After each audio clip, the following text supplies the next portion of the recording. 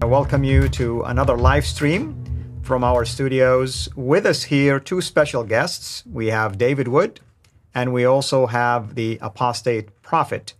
He's still apostate so far, so we have no choice but to bring him and figure out why he has not really repented from his apostasy.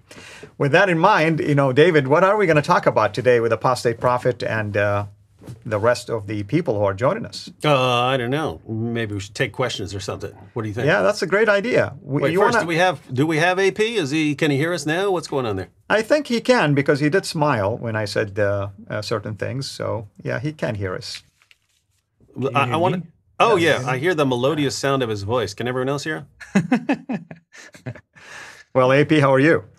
Good, thank you. How are so you? good to have you, and thank you so much for your flexibility. I know we were going to meet an hour earlier, but we're kind of squeezed a little bit, and we wanted to talk about Muhammad, and then more about Muhammad, and then more videos about Muhammad. So David, why don't you tell them about the things that we talked about? How many videos did we just make about Muhammad and the satanic verses? Well, we made a lot, and I hope by the time our friends will watch it, they will leave following Muhammad, but that's yet to be seen.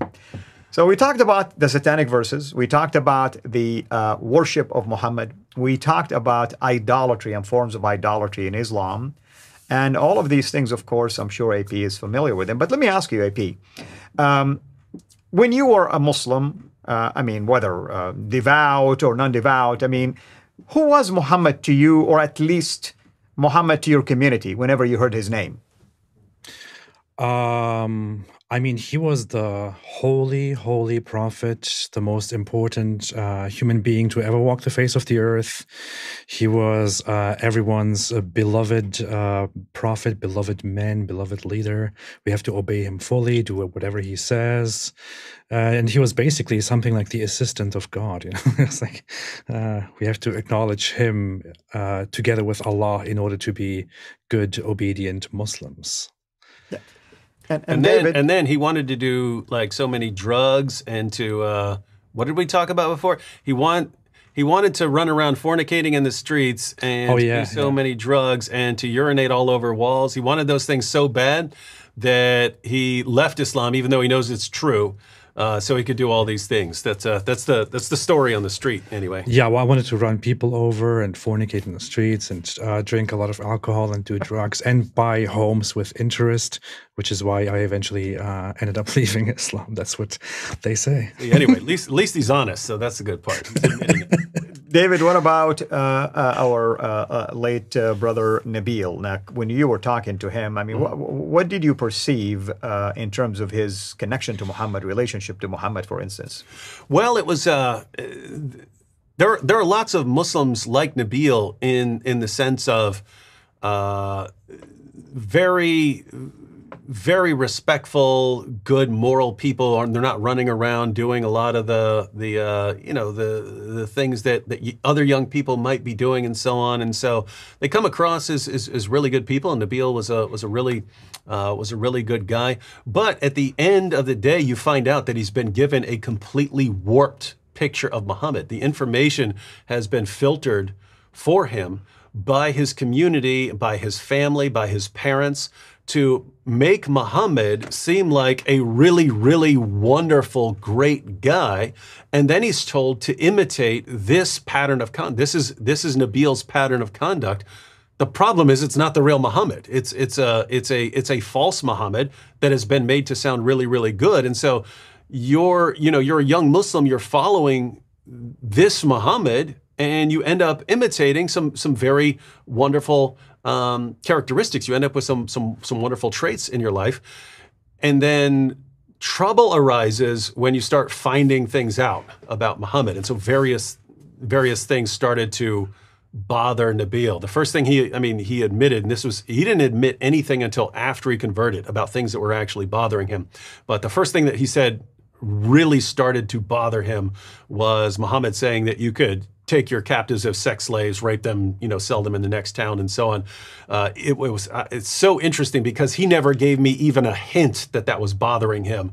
Later, after he left Islam, became a Christian, he told me it was just tearing him up inside to read this about Muhammad. And I would agree. I mean, things that I was hearing, I never give the indication to people who are witnessing to me that it was bothersome to me. But later, I confessed to them that it did. My wife, like I said, she heard about Muhammad's marriage to Aisha. She never indicated that it was bothersome to her, but it was actually eating her up. So what I'm saying is, Muslims are not going to really admit that, oops, that's wrong, and I agree with you. No, they're not going to tell you that, But it's good that, if the topic is appropriate to discuss, why not? Go ahead and discuss it. Go ahead, AP.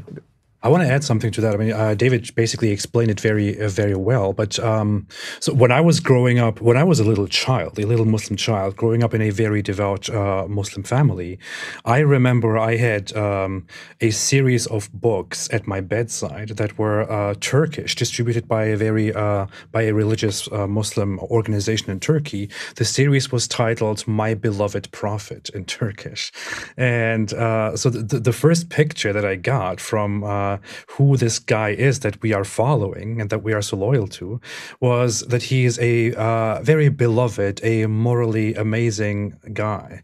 Here is the thing. We talk a lot about the moral problems and the terrible, unthinkable things that Muhammad did. And many people might perceive it as if Muslims are fully aware of the terrible stuff that Muhammad did, but they are just okay with that, and they are just defenders of all that stuff. But the average Muslim population is not really raised that way. I was in a religious Muslim family, and I was raised with the idea that Muhammad was a very lovely, loving man who was just fighting for the defense of his own people, and he cared so much about us, and he prayed so much for his ummah, for his Muslim community, and all that. And it is such a thing that Islam is taught to the current generation according to what the current generation of Muslims can handle. So we were not casually informed about, the all the terrible things that Muhammad did, and how old Aisha was, for example, when he married her, and how many wives he actually had, and the sex slavery and the mistreatment of people who were against him and who criticized him. I mean, we were told a few things, such as that concubines are allowed, and slaves are taken from the oppressors and all that, but we were never really given the true account of things. When you look at it from the outside, you realize, wait a minute, I was given an extremely distorted picture of who Muhammad really was. Yeah. And again, I want to welcome everyone who's joining us from both channels. It's live streaming on David's channel, Acts 17 Apologetics, and also on my channel, Sira International.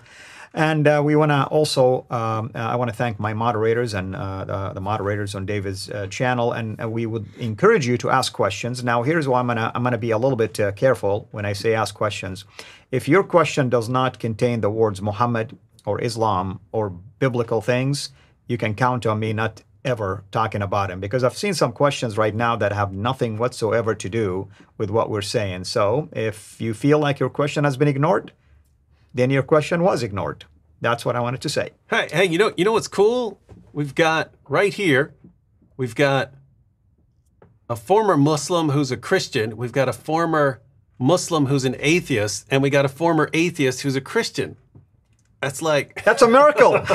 That is a miracle, man. This is the proof that this is the truth. That this is the true studio of God.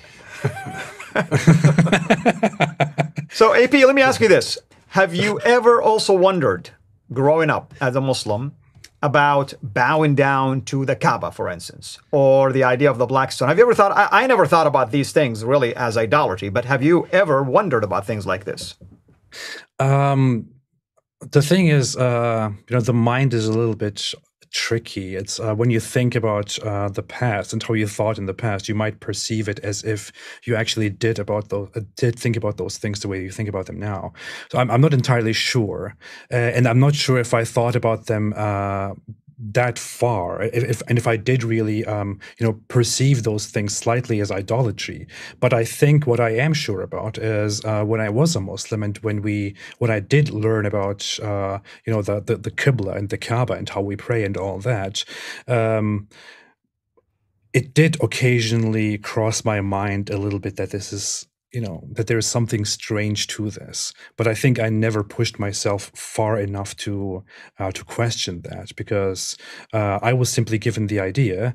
I think I did even ask the question, because I remember very well that we were given this certain explanation several times, that the Qibla, the praying toward the Kaaba, is supposed to be a sign of unity, because Allah wants to unite us. He wants us to be one community that is in sync with each other, and that was the reason why we bow down towards this rock. But I never further questioned why this rock and what is the real backstory of that. All of that only came after I left Islam.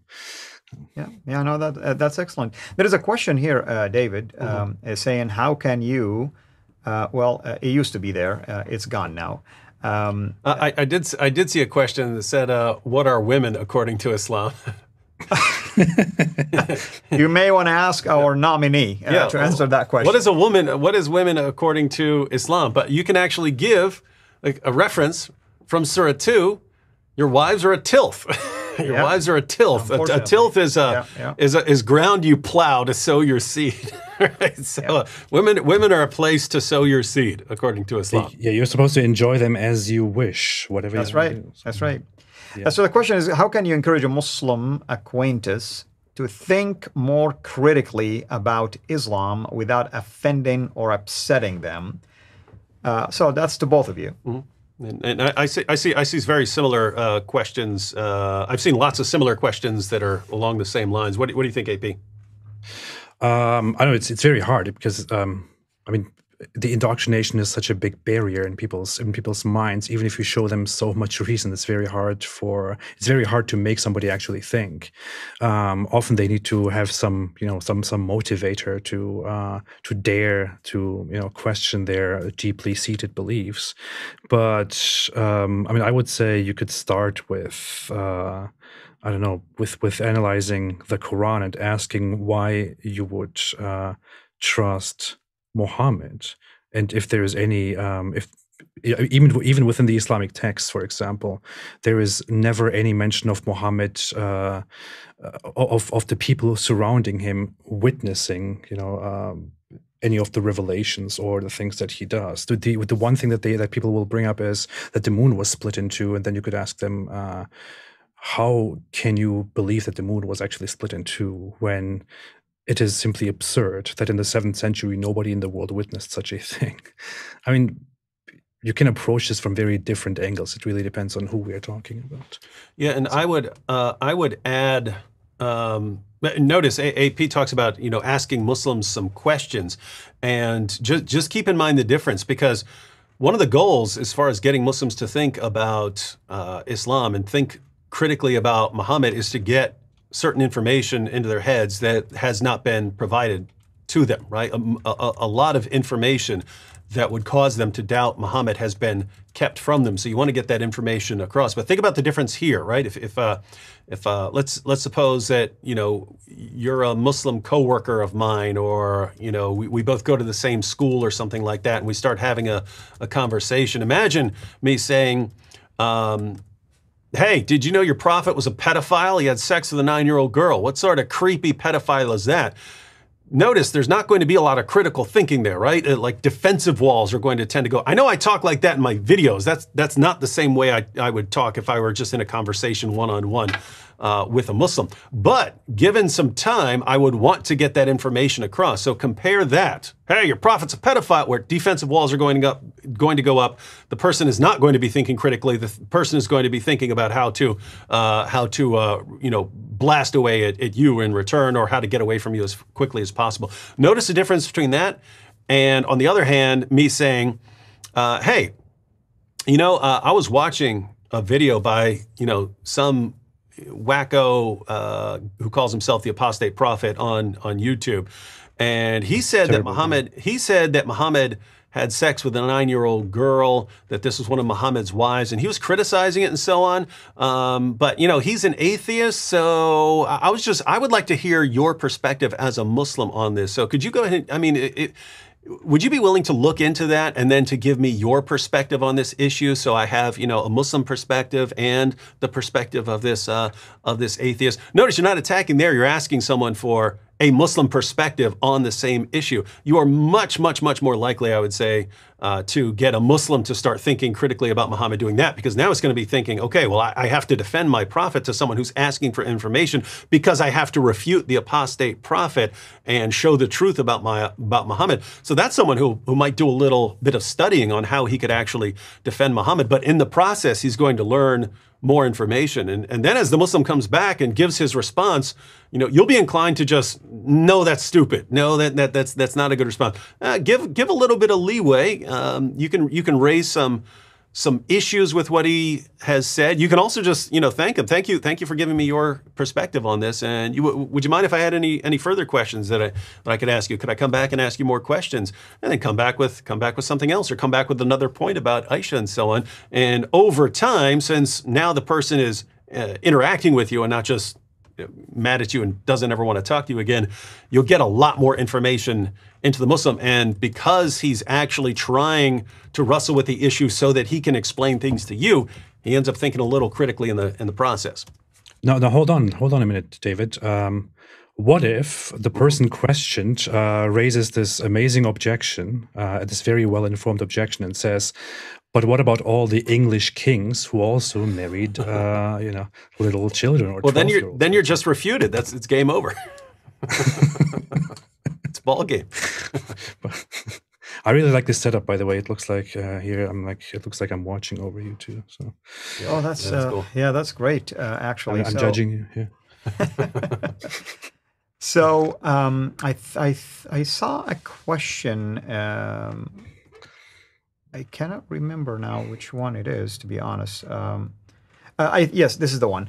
Saying, is it easy to change moderate Muslims into radical? That's the first part. And can living in the West make Muslims to have better moral, which may be against radical ideology? Let me take a stab at this, and then I'll have both of you address it. Can you change a moderate Muslim to a radical? Absolutely. Make him religious and have him read the Quran and the Seerah and what Muhammad taught, and you got yourself a devout Muslim who will become radical. I've been through it myself. I lived it, and I can tell you that you wouldn't think twice about the fact that you're radical. You would think you're fundamentalist in a way that you are following the truth, following Islam. As far as can the West and living in the West change your morality as a Muslim, I am really not aware of that. I mean, in fact, Muslims and the Muslim communities will attack Muslims who become westernized, and they actually use that against you. But can Islam westernize its ideology? And the answer is yes. It can sound to you like a westernized ideology or westernized approach or Christianized approach, beginning to use arguments that as if it sound like Westerners talking or Christians talking, but in fact, you try to water down any behaviors or anything that may make Islam look awful. What do you say, David and AP?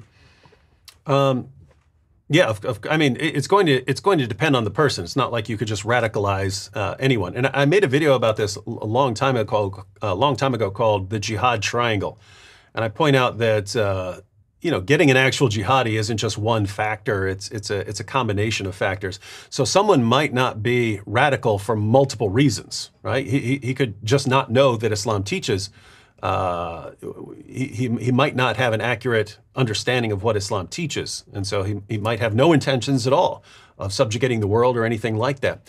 Or he might have a personality that's just going to reinterpret anything because he doesn't want to believe that Islam. So you could put it right in front of his face, what his prophet said, and he still would just reinterpret it. So yeah, there could be different kinds of reasons for why someone doesn't want to subjugate the world in the name of Allah. The problem is, you know, some of those reasons you can overcome when the time comes, right? In other words, if the number of Muslims in a population reaches a certain critical mass, then if you're not joining them, if you're not part, they're coming after you too, right? They're gonna come after you, harass you, attack you as well. In other words, when a group like ISIS takes over, you're going to have to get on board, even if you were moderate before, or you're in trouble too.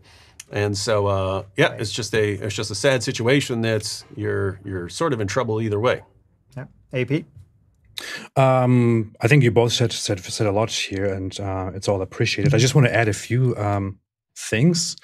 I made a video about this before. There is actually a TV series, a Swedish one, which is called Caliphate, and you can even find it on Netflix. Why am I giving a Netflix suggestion? Well, the show is a Swedish show that is very well informed, and it gives people a perspective to understand why regular people who are not even religious become radicalized and join terrorist organizations, for example. And what they also accurately depict there, and which is something that we don't often talk about, which is a context that needs to be addressed, is that it is not just the learning of religious texts and scriptures that makes people radical. It is also there are also many different factors, such as Muslims, for example, live often as this one unit, one nation, and they learn that they are supposed to stand with each other, stay loyal to each other, that the others are simply different, the others can't be trusted, they are friends of one another, and so on. And if certain Muslims are not very religious, they don't follow their religion properly, in fact, if they are sinners, then it can happen that these sinning people who are aware that they are Muslims, that they have obligations, but they don't follow these obligations properly, these people can be subjected to approaches from religious people to do something for their religion, and they can be guilted into into doing more for their religion and becoming radical. This for them is an easy way out of their sinning, lacking, apathetic Muslim identity. So this is for them an easy way to do something for their religion. And since Islam has this whole thing, since Islam has this whole system of we are together against the others, it's very likely that people who feel like they are not good enough Muslims take such a way out and become radicalized. That is very common. It happens very commonly among people who join Islamic terrorist organizations, for example. Can Muslims adopt better morals in the West? Ayaan Hirsi Ali, for example, said that she actually thinks that Muslims coming to the West does more harm to Islam than people think, because those Muslims who come to the West are humans like all of us, and they see that life is better over here. They adopt different values, which result in a gap between them and Islam. This changes Islam naturally and is actually good for the downfall of Islam. So I would definitely agree with her on that. Sure. Anything else you want to add, David? So David, there's a question, even though it's on my channel, it's for you probably. When will you guys make a new series of Islamic videos, Boom Boom, Fake Islamic History? Is that on the horizon? Fake Islamic history? No, I don't know. I'd have to think about it. We still have a lot of Boom Boom Room episodes to make. Yeah, and I think they're talking about the historical criticism that we've been doing lately, like Jay Smith, myself, other people. And, we have to be careful, by the way. I mean, and Jay knows and others know, it's always good to uncover and unearth these research data that has been hidden, basically either in books or articles. Not a whole lot of Muslim knew that there is questions about the Qibla, for instance, or questions about Mecca and when Mecca emerged and the history of Islam, and a question about the standard narrative and so on and so forth. But we also, it's always good to point these things out, meaning there is contradictions between what we know about Islam versus what the data support. I always like to err on the side of caution. What if tomorrow we discover something that could actually prove to us anything relevant to the standard Islamic narrative? So we have to leave the door also open for that. I'm not against, of course, exposing the fact that there are some contradictions, and It is, of course, on the Muslims to try to go and investigate things like, for instance, how do we know that Muhammad was born in 570? How do we know that Islam started in 610 AD? How do we know that he died in 632? How do we know that the Qibla initially was toward Jerusalem and then later was towards Mecca? And the list can go on and on and on. I mean, we rely on Islamic sources that were written at a later time. There is a lack of eyewitness accounts. But this is just the direction I like to take myself. AP, any thoughts on this? No, nothing further to add. Okay. Endorsed. Yeah, endorsed. David, are you endorsing it too? No. Yeah. Of course, David would. He cannot endorse anything. Endorse my own stuff. That's it. No, really, seriously, you did a debate. I know it's a friendly debate with Jay about the existence of Muhammad. Tell us why, for instance, I mean, just reiterate to people why you take the position that, no, Muhammad did exist. At the end of the day, I just really believe it's too much. It's too much stuff, right? The story, the idea that Muhammad was invented later, right? So if you want to say that he's invented some later time, during the time of some ruler, and they invent this story about Muhammad, the number of problems that they invent, and not just the number of problems they invent, but the number of sources about these problems they invent. So notice, and this is an example I give, but if you're saying that the story of Muhammad is just invented at this point, well, guess what? There never was any satanic verses. They never happened, right? When you line up the stories about the satanic verses, you clearly see from the earliest until the latest that they water it down and water it down and water it down and water it down and water it down. So at first, Satan actually puts it in Muhammad's mouth. Muhammad speaks it.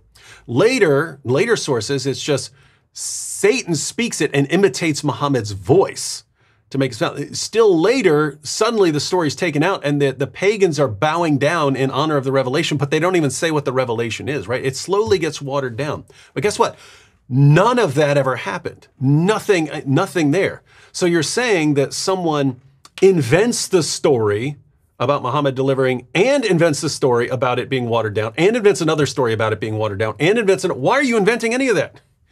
If you're coming up with an entire history of how this thing got watered down, then it must be embarrassing at the time you're inventing the story. Well, why in the name of common sense are you inventing the story? Why are you inventing 50 different sources on this story that you're made up? And notice that's just the example of the satanic verses. You go through the various hadith collections and so on. There's so many stories just piled upon just massively mounted up. And then you look and it's not just Muhammad, it's the supporting cast, it's the wives, it's the next generation. And so they've got you got Abu Bakr and he has kids and then they have kids and they keep records of all these people and what they did and so on. If that is all just invented, this is the most amazing conspiracy. This is the mother of all conspiracy theories. There's never been a conspiracy theory that involves more conspiracy than this. Like none. Like if you take the biggest conspiracy theory in the history of humanity, you'd have to multiply it times 100 million to get what you're required for Islam to just be invented in some later time and then writing all this back. With that said, there are problems with the standard narrative. I grant there are all kinds of problems with the standard narrative. But I just can't bring myself to say he's made up. He's a fabrication. Yeah, the position that I always like to take is that there was somebody and something happened, and there is embellishment and re-embellishment and improvement to the story. And maybe there were a couple of factions that held on to certain parts, others distance themselves from him, and you begin to see variations of that story maybe. But you're right, at a later time you begin to see these improvements taking place. For instance, if you look at the tafsir, the commentaries, you'll see that the earlier commentators relied more heavily on opinions, and you get to the 7th, 8th century of Islam and you begin to see they reinforce opinions now by alleged hadiths, alleged sayings of Muhammad. In other words, they kind of like figured out the weaknesses and they began to plug those holes, if you wish, holes in that narrative. AP? Let me just add one more thing. I just wanted to say, even I want to point this out because I know two guys, both Jay Smith and Robert Spencer, who deal with this issue. I just wanted to clarify, even though I believe Muhammad existed, and I can't imagine a scenario where I would not believe that anymore, just because of the sheer volume of the information and just how much it would boggle my mind to think that they just made up all of this stuff. Even though I believe in Muhammad, it's still a good idea to push the idea and to press Muslims on. How do you even know that Muhammad existed? Look at all these problems with your narrative, even about Muhammad's existence. And so, you have to push that because you want Muslims to be able to defend their own position, and they need to defend their own prophet, and they need to be the ones answering some of these problems. Like if Muhammad's going around Arabia doing all this stuff, why don't you have more? Why has no one ever heard of him? Why isn't Mecca on these ancient maps and so on? So they do have to answer that. So you do have to press the issue. So I just wanted to be clear on that even though I believe Muhammad existed, go ahead and press it. Now, AP? Yeah, AP? I think David makes some great points. I want to add to that a few things. If you ask me, I would say I'm not an expert in the field. I don't concern myself too much with the historicity of Muhammad. But when you think about it, it is almost, I would say it is almost impossible that Muhammad did not exist. And we have little to no reason to assume that he didn't exist or to conclude that he didn't exist. There's simply too much going on. The Muslims were not even united enough at the very beginning to really pull through with this, with such a conspiracy of inventing a figure who. The earliest sources that we have about Muhammad, the external sources, non-Muslim sources, come from the 630s AD, which is just after Muhammad's death, and only at that time the Muslims were already too divided internally. They became more divided within those same generations that must have witnessed Muhammad over those decades. It is simply inconceivable to me that despite all those divisions, these people would somehow, cling to a made-up figure or a made-up myth of a figure called Muhammad and actually, go through with that without ever questioning it. We have too many sources that lead back to Muhammad. We have remnants of certain writings, certain documents that are said to have been written in the time of Muhammad. Certain companions left these, it's called sahifa, which are the very primitive forms of hadith collections that are supposed to lead back to Muhammad's time, where people who were directly with Muhammad made some very primitive attempts at recording the things that he said. I don't know, it's just, we have a lot of historical figures that we say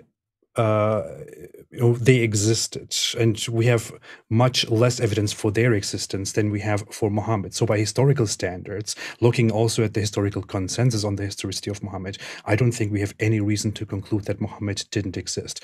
That said, I also don't really concern myself with that issue very much. I focused more on whether Muhammad existed or not. We have a Muhammad, a historical, a central figure within the Islamic religion, and that central figure, based on the claims of Islam itself, did and said a few things, and those things are problematic, and we need to address those. The historicity is very much a secondary issue, I would say.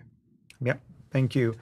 There is a question here from Happy Camper. Thank you for your super chat, by the way. The question is, do you think scholars will attempt to change Islam over the next decade to mitigate damages, apostasy, so on and so forth? As for an example, the questioner is saying the suggestion to remove some hadith, like for instance, the government of Turkey made that suggestion. The idea that the Crown Prince of Saudi also alluded to something like that. So I'm gonna start, and I'll let you guys answer also. Yeah, they may attempt, sure. I'm sure some scholars will attempt to try to either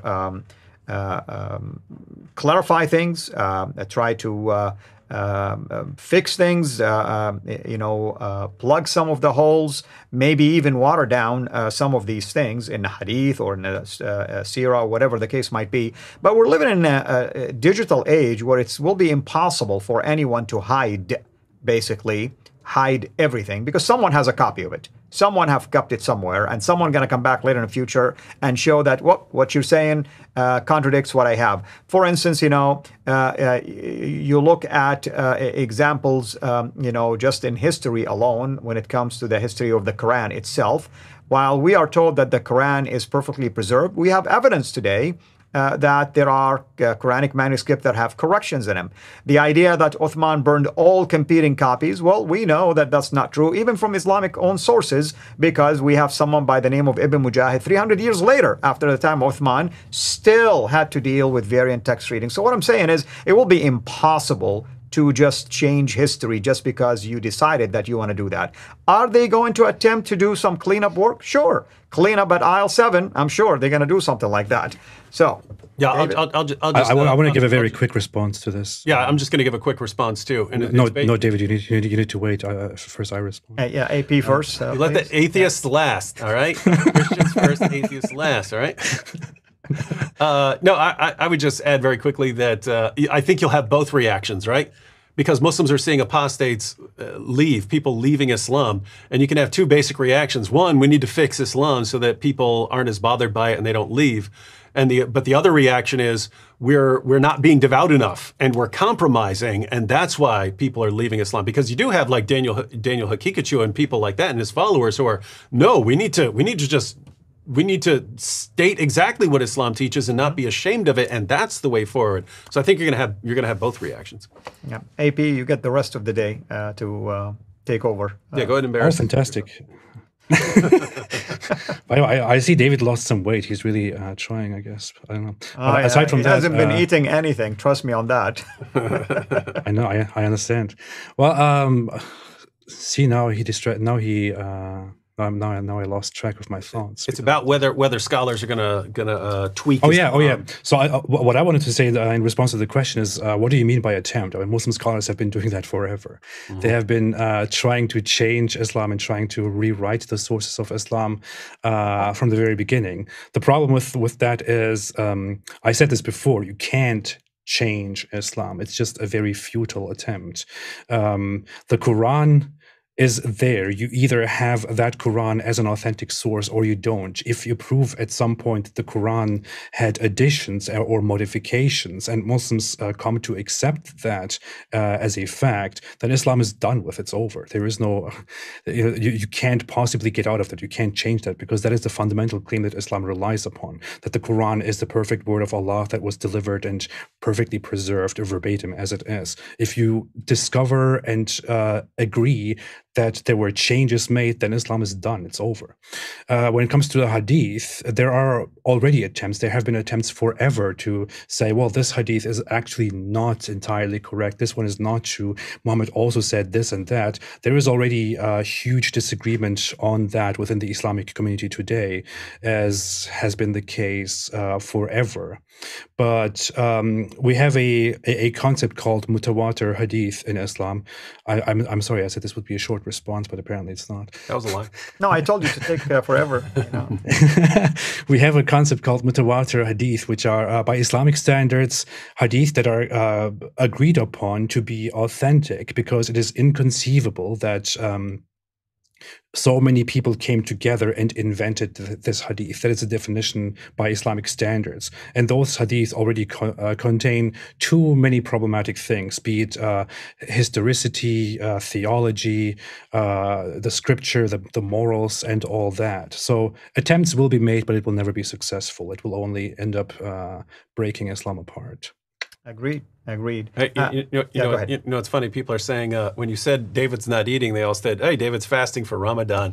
I just wanted to be clear, guys. If I were fasting for Ramadan, I would be gaining massive amounts of weight. That's true. That's what happens in Ramadan. You gorge yourself at night, and you gorge yourself right before dawn, and then you gain weight throughout the month of Ramadan for your fasting. Yeah, that's why I just say change the name to the Feast of Ramadan, and I have no problem. I have no problem. Look at me, I gained a lot of weight. That's because of my Ramadan. Yeah, he's fasting. Yeah, there you AP's go. feasting for Ramadan. Yeah, I'm starting early. Yeah. That's awesome. Well, Ra, thank you so much for your super chat. By the way, Ra, we agree with you that chapter 17 of the Quran has a problem when Muhammad claimed that there is a masjid, known as the Masjid al-Aqsa. We know that. I mean, it's just... And so just to be clear, earlier when I'm saying that I believe Muhammad existed, I also believe there's a lot of fabrication. There's lots of fabrication and tweaking sources and so on. But yeah, so yeah, that is a problem. Yeah. So I would say Muhammad had no idea what the masjid in Jerusalem actually was in reference to. He didn't understand it a bit. He probably got some traditions of it during his travels and from the Jews, but he had no clue what was actually going on. He just wanted to combine it with his religion and failed. I've even read suggestions that he wasn't even talking about that mosque. He was talking about a much closer mosque, and that the farthest mosque was still something that was comparatively very close to them. And later Muslims actually embellished it to make it sound like it was talking about Jerusalem. Yeah. I mean, we have it in the Quran. Sorry, we have it in the Quran and backed up with the early biographies that the Jews were mocking him and mocking the Muslims because they were saying, "Hey, you're just imitating us. You're just worshiping toward our destination of worship." So Muhammad got angry and then changed the direction from Jerusalem toward Mecca. I mean, this is the Islamic narrative. This is the Islamic tradition itself, and the Quran then responds and says, don't be sad. I will change it toward the direction that you desire, which is Mecca. And then Muhammad rejoices. And the excuse that is given by Allah, the Almighty Creator, the Eternal One, is the early Qibla toward Jerusalem, like the Jews, was just to test the Muslims. But now this is the correct one. Now pray toward Kaaba, which is just very absurd. I mean, seriously, Muslims look at this and laugh about it a little bit. Yeah. Well, we had a comment. Even though I'm not really so sure why our friend here is asking that question, like the question is like, why do Muslims not know that their arguments have been dealt with 1,000 years ago in the church councils? Well, I think you're making a lot of assumptions here that Muslims even go and investigate these councils, for instance. But I want to ask this question now to both of you. Today's Muslims who have access to the internet, today's Muslim who can access libraries, today's Muslims who can watch these videos and go and investigate the sources, why do they still insist anyway that their history is perfect, that there is nothing wrong with the Quran, and so on and so forth? I can understand the other generations, of Muslims. But what about these? Well, it takes a while. I mean, these things take a while because it's not like all these Muslims are investigating these issues. In general, they're still getting their information about Muhammad from their leaders and their families and so on, and they're going to school and they've got other things to do. But yes, as far as Muslims, not getting this 500 years ago or 800 years ago or 1,000 years ago, the Muslim community for a really long time was pretty well insulated, right? They're not interacting with this stuff. All their information about Muhammad and the Quran is coming from their Muslim leaders. You can't go and criticize what they're being taught or you'll get your head chopped off. And so the Muslim community for a very long time was very well insulated from hearing criticisms of the Islamic position. So now we've just, in our lifetimes, transitioned into an era where now all the sources are wide open for people to criticize, and we have open access to anyone with an internet connection. But notice, this has been a very short period of time when all of this has happened. And AP's been on YouTube for a couple years. Me, I'm considered like a grandpa on YouTube, and Dinosaur. I've been at it for 12 years. So this stuff is brand new, and you're already looking at as of a couple years ago, 24% of young Muslims were leaving Islam. So it's just getting started. But yeah. AP, you want to add something to that? Yeah. David made a good point. He's a dinosaur in this whole stuff. He experienced it from the very beginning. But the issue is, I experienced it myself. I had a lot of questions when I was a Muslim, and I was during that period, when I began to question my beliefs, I was extremely religious, and I was really in love with my religious beliefs. I thought this is the absolute truth. I should never, ever go away from this, and I prayed to Allah to keep me in that spot. The thing is, and humans have, the cognitive biases, like the cognitive dissonance, which is very much at play here. You have the very harsh indoctrination of Islam, and you are faced with questions that contradict your Islamic beliefs. And then you are between two conflicting things. You have your fundamental, firm Islamic beliefs, and you have the doubts that challenge those beliefs. And you are now between them, and you have to make a choice. That state gives you great discomfort. I felt that same thing. Now, the average Muslim would say, even I myself would say back then, that I was too weak. I gave in. I didn't have enough faith. I wasn't good enough, and I went for the doubts and started breaking down my religion. Others have different motivations to hold on to their beliefs. For example, they want loyalty, they want community, they want safety, and so on. So they let go of those doubts, just shut them down, find some explanations for them, and hold on to their Islamic beliefs instead, and continue going on with them, despite the fact that you lay it down very plainly that, for example, the whole Jesus narrative in Islam is entirely nonsensical, that the Kaaba doesn't make sense, that the sun doesn't go to a place and prostrate to Allah's throne at night, and so on. Yeah. Hey, hold on. Did you notice this comment here? Who made your green screen new set? Who made your green screen? Guys, can we get a wide shot? Is it possible to get a wide shot? In fact, I want to stand and walk. I'll go stand and walk over here. Yeah, huh? Okay. We get a wide shot? Hold on. This is a green screen. There is nothing fake here except this screen we're AP on. That's the only fake thing we have. This is the green screen back here, right, ladies and gentlemen? There you go. This is the best green screen ever. I mean, this is the most amazing green screen I've ever seen. Can you guys see? I am the only fake here. Yeah. This is right here. Right here. This is the screen. Can you guys see me? Look, it's green. Hey, I thought green screen doesn't work very well if you're right up against this screen. It's so weird. It must be magic green screen. There is no fake stuff behind me. Yeah. We do not do fake news. Respect the game, people. This is old school, real studio. This is hilarious. No, I am the only thing that is fake here. Everything else looks real. It's funny, we flipped out because they said green screen. So offended. So I thought I saw someone was saying, well, Kevin Zander, what is your question in the first place? So I can tell you if it is appropriate or not. I mean, I don't see a question here. You probably questioned earlier, but they were coming too fast. Yeah. Did you guys catch any? Did you catch any question on your channel? There's tons of questions on my channel. I only see questions about David's weight. Yeah. So go ahead. I mean, if you just want me to randomly pick questions, someone says, question, whenever my Muslim friends hear about terrorist groups, they say, oh, they're not Muslims. What are your thoughts on that? Well, well, it's a miracle of reinterpretation. Muhammad said, I've been made victorious with terror. So, I mean, maybe Muhammad's not a Muslim either. But, I mean, terrorism has been a core tactic of Islam to achieve the goals of the religion for 14 centuries. So if it makes you not a Muslim, then you got 14 centuries worth of problems.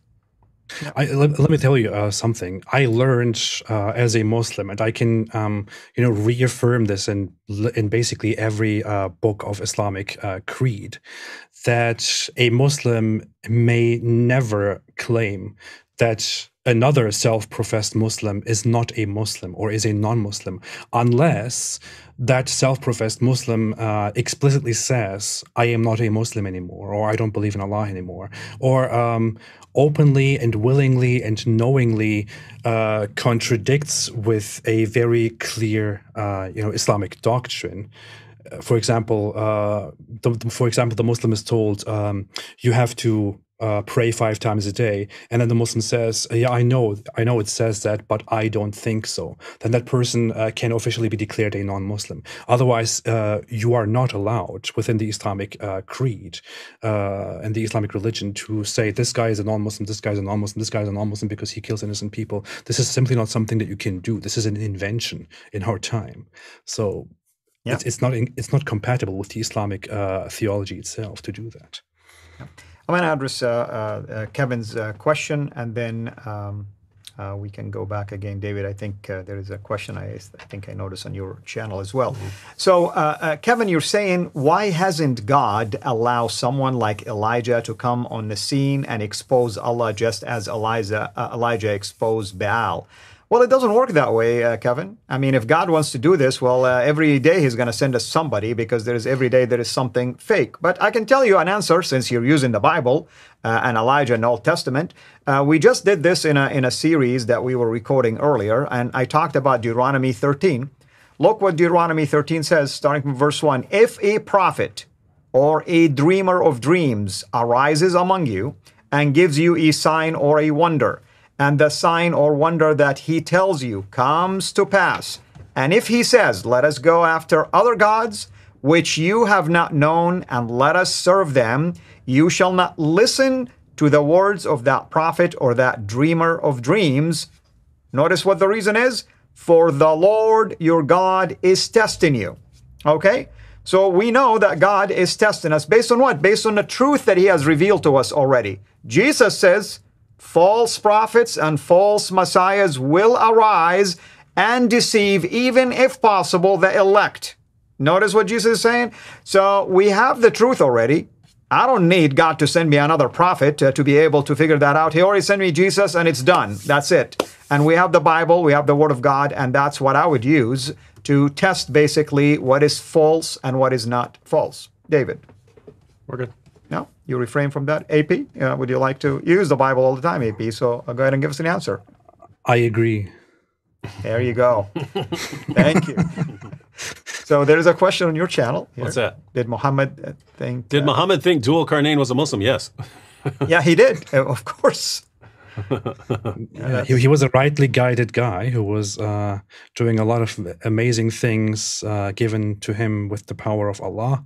And it just happens to be so that Dhul Qarnayn also is oddly similar to Alexander the Great and legends about him, but that's just a coincidence. Yeah, so that's the real issue, right? I mean, the Quran indisputably portrays him as a Muslim, and all of the events that are described in the narrative about Dhul Qarnayn just happen to parallel all these things about Alexander the Great. But we know Alexander the Great was as pagan as you could possibly be. So Muslims say it's not talking about Alexander the Great, it's someone else. And all the events just happen to line up with Alexander the Great, and not actually line up with things Alexander the Great actually did. They line up with what are called the Alexander romances, these fictional stories about Alexander. And so it's just coincidence. And then we ask, okay, well, if it's not Alexander, who is it? And show us how this person did all these things, you know, like finding this place where the sun set, which, by the way, Alexander did in the Alexander romances. That's another parallel. Yeah. So, yeah. Who else found the place where the sun sets? Right? It was Alexander, but if it's not Alexander, then who else? That is true, man.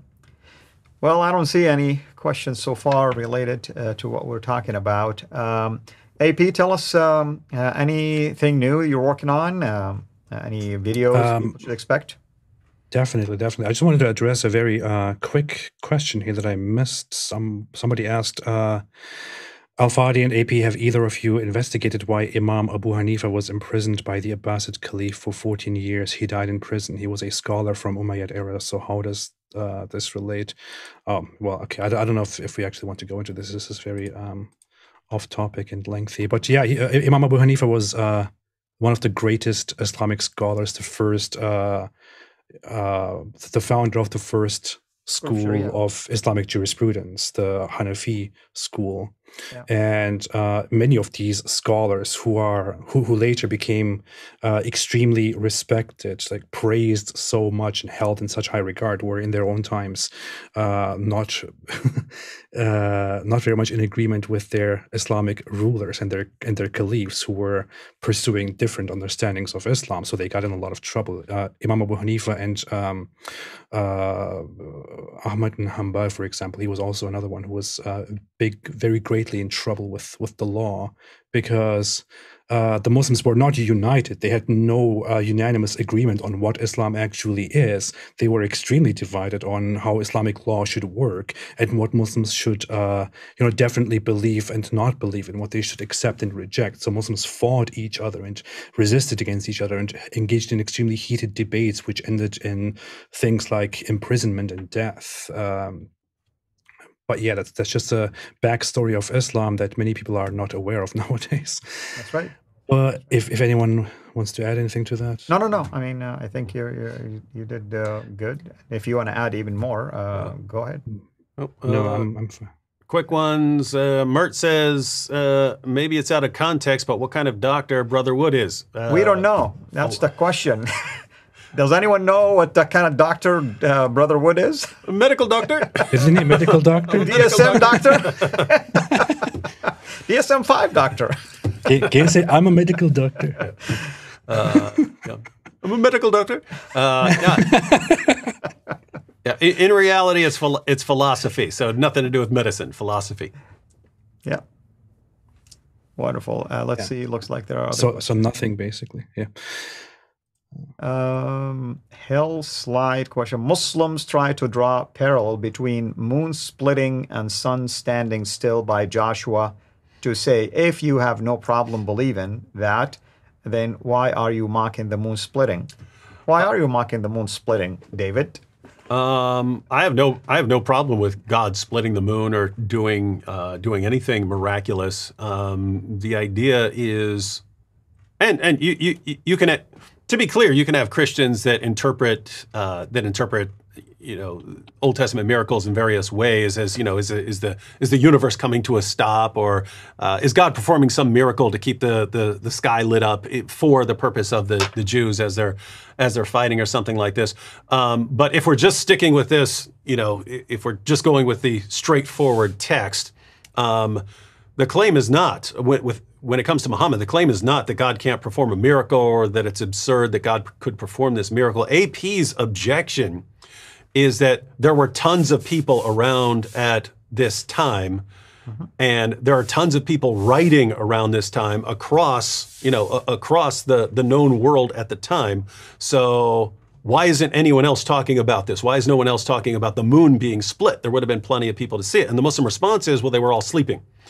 And so what a miracle. The question is how seriously you take that. Assuming we go with the straightforward narrative about Joshua, why don't we have more sources on that? Well, what sources are you dealing with 14 centuries BC? That would be the question. So yeah. So you're in a very different.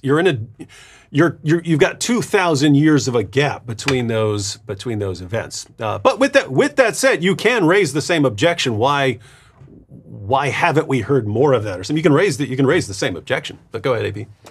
Yeah. So I want to give my non-religious approach to that, and just say it's not really, the two things are not equivalent. As David said, I too don't have a problem with the claim that God could split the moon in two, or Allah could split the moon in two. That's a claim of something supernatural happening. I'm not going to try and dispute that. Just the way that I'm not going to try and dispute the idea of the sea being opened and split in two, or of trees and the sun prostrating at night and all that. These are supernatural claims of supernatural things that I'm not here to dispute or say anything about. The idea with the moon splitting in two is that it supposedly happened in the 7th century, that the moon at night was split in two and stood there, and people could clearly observe this. If it's true that this happened, then we would definitely find external sources about that from around the world. We had a lot of mythologies in the 7th century that held the moon in very high regard. People had moon gods. Anything regarding the moon would be extremely important for them. We had advanced people who would observe the moon and the sky day and night. We had people who were standing guard in Western kingdoms and realms. This is not something that would just go unnoticed. People wouldn't be like, who cares? It's just the moon. In comparison to that, what you're talking about in the Bible is something we don't even know exactly when that would happen, but the estimate is I guess, 1,300, 400, 500 BC. It's a time that is incomparable. And I would say what is exactly happening there is vaguely described and not similar to what the Islamic claim is. I'll just draw another comparison. Another thing is the intent of sort of bringing forward the miracle. So in Islam, you say, why are you talking about the splitting of the moon? This is supposed to be something that's confirming that Muhammad's a prophet for us, right? Like, because according to the Quran, it really looks like Muhammad didn't perform any miracles except for bringing the Quran. And then we point out, wait a minute, according to the Quran, Muhammad couldn't perform miracles except bringing the Quran. The response is, but he split the moon. And then the question, what exactly do you mean by he split the moon? Because if a Muslim said, Muhammad performed something and it appeared to them that way for some supernatural sign to the people who are watching right there, that would be one thing. But Muslims are actually claiming that the moon was split in two and that it was this miracle. But this is the miracle that's supposed to refute the claim that Muhammad couldn't perform miracles. And so it's actually being put forward as something where we're supposed to test what the evidence is for it. And the evidence is really, really, really shaky because it's not even clear that the Quran is claiming that Muhammad did anything with the moon. There are even interpretations. You can read one in the commentary of the Yusuf Ali translation of the Quran, where he puts commentary saying one of the interpretations of this is it's talking about a sign of the end times. It's not even talking about something Muhammad did because it doesn't say Muhammad went out and split the moon. It just says the moon is split in two. It's later Muslim sources from much later that say, Muhammad split the moon. And so you're talking about Muhammad splitting the moon, and it doesn't look like that's what the Quran is saying. And it's much later, and it's written at a time when Muslims are constantly being challenged by Christians and Jews. Hey, if you're saying Muhammad's a prophet, tell us what miracles he did. And all of a sudden they start getting these miracles when their earliest source, the Quran, says he didn't perform any. That looks like something we need to be very, very, very critical about. Whereas, if you're talking about Christianity, the resurrection is the miracle that's put forward as here's something you should be investigating. If you want to know, you should believe in Jesus. And so, sort of different stories entirely. Yeah, true. I see a lot of questions, but I want to just address one topic because we're getting ready to wrap up to head to the airport, by the way, folks. So I just want to ask both of you about the sheikh and the claim that he was stabbed, basically. I mean, I saw something yesterday. I just want to be careful. Was he stabbed? And do we know anything about this stabbing? We will be going live to discuss that tomorrow because as soon as I landed here, I start getting, David, you have not responded. You have not condemned the stab. I was like, what the heck are you talking about? I know nothing about it. It's always interesting when people condemn you for not condemning something that you had no clue happened, right? It's like, why haven't you condemned this? No idea. I had no idea that it happened. But anyway, we've been here recording nonstop, and so I haven't looked into it. I've seen. I think he was definitely stabbed just based on the comments and so on. But I've also seen things saying that it was a road rage incident, like he got into an argument with someone while driving or something like that. And then I think I saw, again, this is why I would not want to even talk about it because I haven't looked into it. But supposedly he punched a guy and the guy stabbed him. And then somehow I guess we're getting, David Wood and the Apostate Prophet are getting blamed for the road rage incident. If it was a road rage incident, that's why we need to look into it. Because it's also possible that, based on what I know, that the guy said, and here's what I'm doing to you in the name of the Apostate Prophet. But I have no idea, and that's why I have not commented on it. Right? I have seen that there is a video of the guy actually saying pretty messed up things to him about him being a Muslim. And Oh, about okay, his, okay. Well, that is and about his videos. So insofar, that's relative.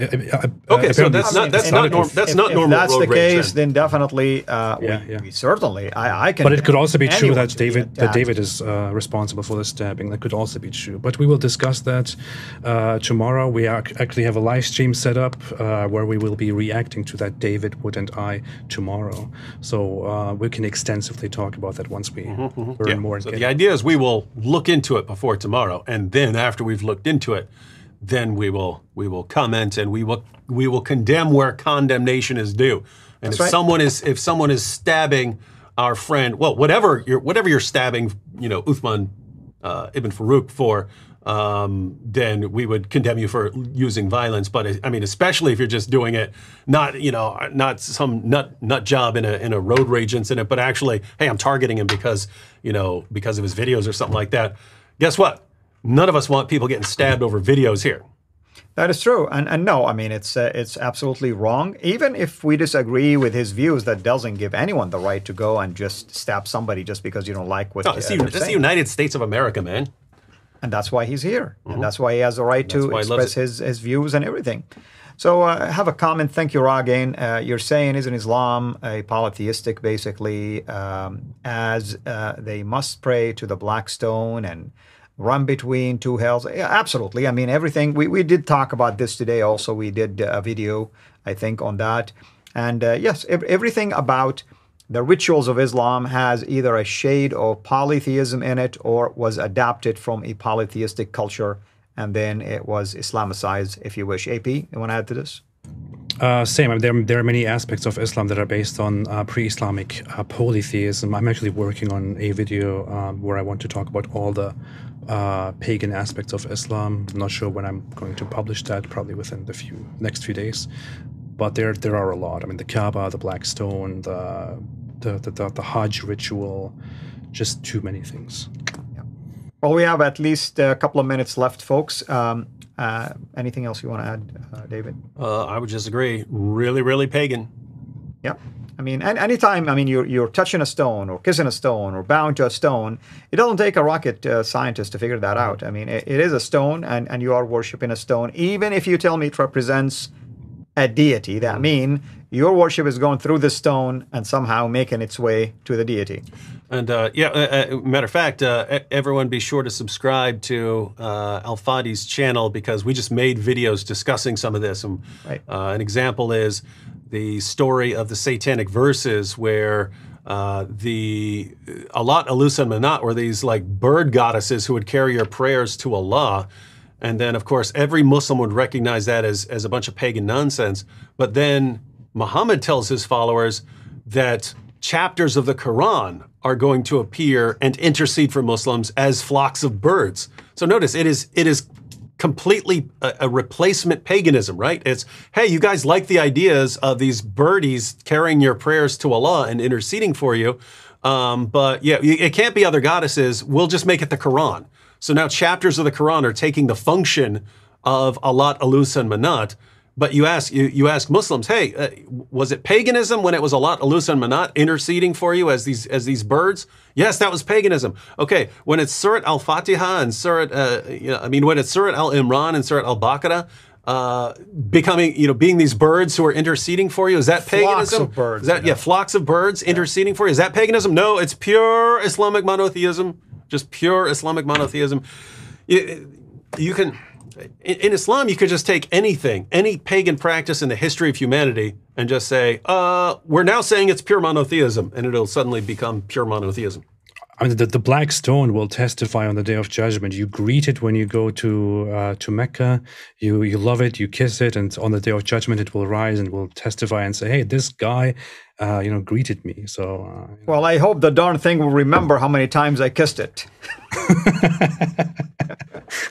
I hope so too. With that, I also want to say, subscribe to the channel, to Al-Fadi's channel, to Sira International. You might not be interested in David Wood's videos, I understand, but I also do some work on this channel, and we have made some videos together, and we'll do more in the future. So subscribe. I mean, I look forward to having you again, AP. We'll be in touch, and David also, and hopefully we'll do even more videos here, AP. We've been talking about this. So I want to thank everyone here for joining us today in this live stream, and thankful for all of your comments. Sorry if we can get to some of them. And thank you to our moderators for both channels. Thank you, AP. Thank you, David.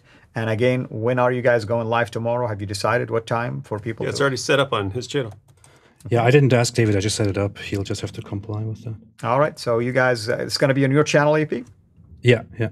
All right. So tomorrow they'll be live talking about this stabbing that happened, and they should take their time, because you want to investigate something like this and not just rush into making statements that will come back later and be used against you. But again, if indeed the stabbing has to do with difference in views, that's wrong. Absolutely, that's wrong. I mean, we don't want to condone anybody's being hurt or harmed or stabbed or whatever the case might be. Thank you again. Thank you, everyone. This is Fadi, over and out. God bless you. Take care. And stay away from